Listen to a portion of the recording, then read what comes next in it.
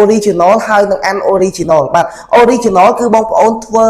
វីដេអូដោយបង្កើតដោយខ្លួនឯងផ្ទាល់ទោះបីយើង copy content ពីគេមែនប៉ុន្តែយើងធ្វើដោយខ្លួនឯងផ្ទាល់ចេញមុខយើងបាទប្រើ original របស់យើងសម្លេងយើងរូបភាពរបស់យើង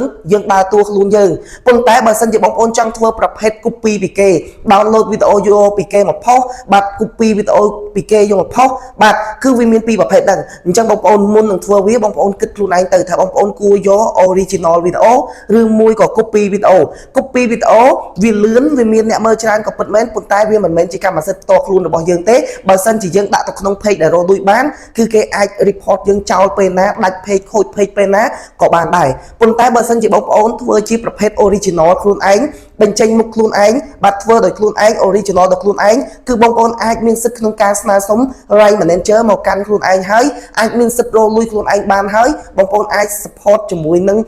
right manager ហើយបើសិនជាមានគេ copy កម្មសិទ្ធិបញ្ញារបស់បងប្អូនអាច report គេចោលបានវិញបាទអញ្ចឹងបងប្អូនមុននឹងជ្រើសរើស content បងប្អូនត្រូវមើលពីជំនាញខ្លួនឯងចំណេះជំនាញក្នុងការផលិតរបស់ខ្លួនឯងថាខ្លួនឯងហ៊ានផលិតដល់ប្រភេទណាបាទហ៊ានចេញមុខឬមួយក៏មិនហ៊ានចេញមុខ